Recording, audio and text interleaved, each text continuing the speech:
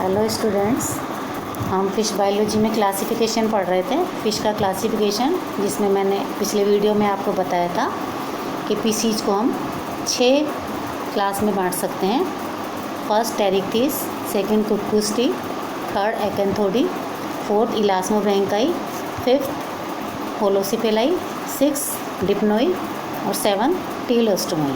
टीलियोस्टोमाई को हम फिर 2 भागों में बांट सकते हैं, सब क्लास प्रोसोप्टेरिजाई एंड एक्टिनोप्टेरिजाई। इस प्रकार इसी क्लासिफिकेशन के तहत हम आगे चलते हैं, जिसमें सबसे पहले फिशेस के अंदर जो भी एनिमल्स आए उनमें Agnatha.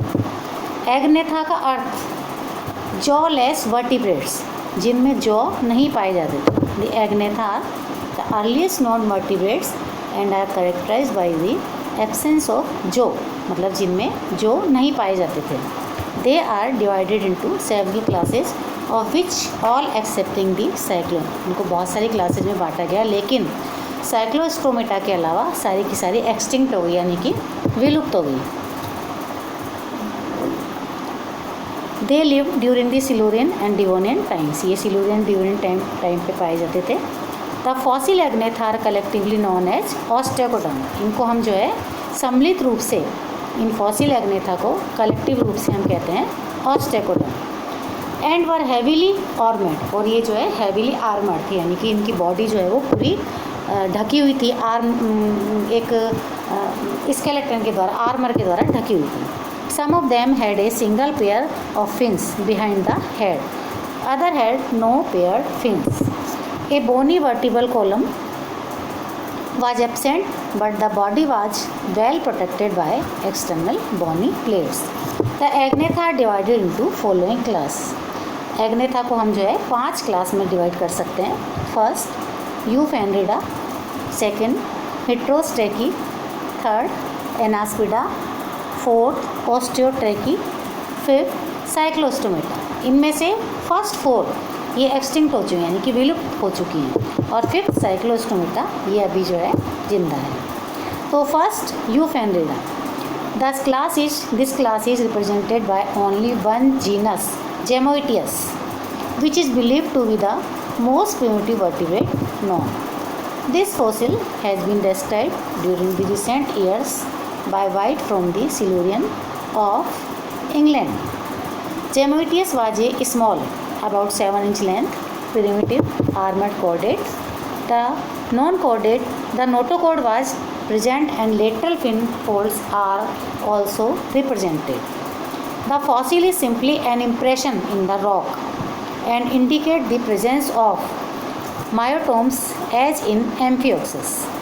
There is no evidence of an internal skeleton and gill pouches. It has been suggested that Amphioxus might be a degenerate descendant of Gemoitis-like ancestor. Second class है Heterostachy. There are the earliest known osteocoderm and lived from the Middle Ordovician and the Devonian period. They were heavily armored, but the skeletal plates were without true bone cells. Pteraspis was about a foot long, but others were probably much larger. The head was flattened and well protected by a bony carapace. The mouth was slit-like, situated as the anterior end on the ventral side, and eyes were widely separated. Tail was laterally flattened and hypocercal यानी दोनों तरफ से बराबर। Fins were not present. A small pineal opening was present on the head, but there was no nasal aperture. A pair of gill aperture were present on either side behind the head shield. A long rostrum or beak extended in front of the mouth, and a long spine projected up and back from the mid-dorsal line. The trunk was covered with thick rectangular scales. Lateral line was prominent. Drapnaspis was a bottom-feeding animal with a very much flattened and broad head covered by plates. Third, class है एनास्पिडा. There were small fish-like animals, but with a hypocircle tail. The body was covered by scales, which were arranged in longitudinal rows in the trunk region. The head was also covered by small scales. The mouth was terminal, presenting a superficial resemblance with the jawed animals, but there were no functional jaws. Eyes were lateral and a single nostril were present on the head between them. Paired fins were absent, but a pair of pectoral spines are present. A series of spines were present in the mid-dorsal line of Burkania and on the ventral surface of the body. 8 gill apertures were present in a slanting row on either side of the body of this animal. The anaspid were not efficient swimmers, but were good enough for the period during which they lived. There were probably surface feeders. Fourth class है Osteostachy. The cephalaspis are the best known of all the osteoderms and the represented by cephalaspis and hemicyclaspis that lived during the Silurian and Devonian period. These were small-sized bottom-living animals. The dorso-ventrally flattened head was covered by a strong bony carapace. The trunk region was protected by ventrally elongated bony plates. The body was fish-like with a median dorsal fin and a heterocercal tail. A pair of pectoral fins were also present behind the head and were covered with scales. The head shield was formed of a solid piece of bone and was produced behind in the form of 2 lateral projections or horns. A pair of pectoral fins were also present behind the head and were covered with scales. A single nostril was present a little in front of the eyes, and pineal opening existed immediately behind the nostril. There were 3 well-marked areas on the head which are believed to be some kind of electric or sensory organ. The ventral surface of the head was protected by several fine plates, and the mouth was situated at the anterior end. A series of small gill openings were present on either side of the mouth. इसके बाद अपन आते हैं सिलोस्पिडा. ये भी इसी class के अंदर आता है.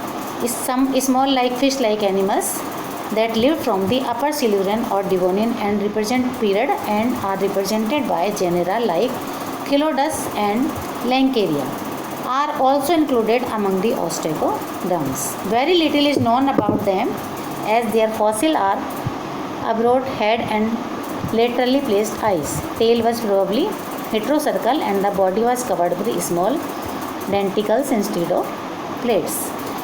तो ये 4 जो भी क्लास हैं वो सब एक्सटिंक्ट हो चुके हैं, यानी कि इनके सभी प्राणी जो हैं वो विलुप्त हो चुके हैं. लास्ट जो क्लास है साइक्लोस्टोमेटा, ये अभी तक जीवित है. द साइक्लोस्टोमेटा और the Marsipobranchii are characterized by the presence of suctorial mouth. इनमें सेक्टोरियल माउथ पाया जाता है, यानी कि लेकिन फंक्शनल जो नहीं पाया जाता. A single nasal aperture and bye the absence of paired fins they most primitive of all the existing craniates.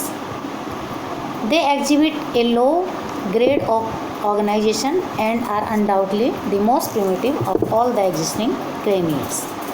They possess the following general characters. इनमें जनरल कैरेक्टर्स जो पाए जाते हैं, फर्स्ट है the body is elongated, eel like and cylindrical. Second, the skin is smooth, slimy and without scales. Third, respiratory organs are pouch-like or sac-like gills. Fourth, mouth is circular and sectorial without jaw. Fifth, a few horny teeth and a rasping tongue is present. Sixth, skeleton is cartilaginous, notochord persistent. A branchial basket is present in the pharynx. Seventh, there are no paired appendages, generative ducts, sympathetic nervous system and the conus arterius are not present. Single nasal aperture and a median olfactory organ is present. Alimentary canal is straight and there is no cloaca.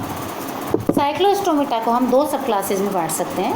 First है पेट्रोमाइजोन्सिया. पेट्रोमाइजोन्सिया this सब class include दी lamprey, इसमें लैम्प्रेज आती हैं, which possess one or two well developed dorsal fin and a complete branchial basket. The nasopharyngeal cavity does not open behind into the pharynx. They are 7 gill aperture on each side and they open into a respiratory tube lying ventral to the esophagus. Some of these are exclusively marine, others are migratory form or still others are permanently in fresh water. इनके example है Petromyzon marinus, Lampetra, L planeri, मार्को Mordacia, जियोप्लेरिया, ये सब इसके उदाहरण हैं. अब है सब class Myxinoidea. There are commonly known as hag fishes, इनको हम कॉमनली हैग फिशेज कहते हैं, and are exclusively marine. The mouth is terminal and the dorsal fin is absent और only feebly developed. The nasopharyngeal cavity opens behind into the pharynx. There are 1 to 15 gill apertures on each side opening directly into the pharynx. The branchial basket is reduced. इसके example है mixing, डेलोस्टोमा, सिरेटम, पैरामिक्सिन. तो ये हैं इसके उदाहरण. तो इस प्रकार ये सभी के सभी ये जो हैं सब एग्नेथा कहलाते हैं, यानी कि इनके अंदर जो एब्सेंट था और जो एब्सेंट होने के कारण हम इन्हें जॉलेस वर्टिब्रेट्स या एग्नेथा भी कहते हैं, क्योंकि इनमें जो नहीं पाया जाता. और एग्नेथा का मतलब ही होता है कि इनमें जो एब्सेंट होता है. और इनकी जो है 5 क्लासेस पाई जाती हैं, जिनमें से 4 एक्सटिंक्ट हो चुकी है. 5वीं साइक्लोस्टोमेटा, जिसकी 2 सब क्लास हैं, पेट्रोमाइजोन्सिया, मिक्सिनोइडिया, और ये जो हैं अभी तक जीवित हैं. और इनमें जो है जीवित प्राणी पाए जाते हैं, जिनमें पेट्रोमाइजोन तथा मिक्सिन इम्पोर्टेंट है. तो ये कहलाते हैं एग्नेथा, यानी कि जॉलेस वर्टिब्रेट्स.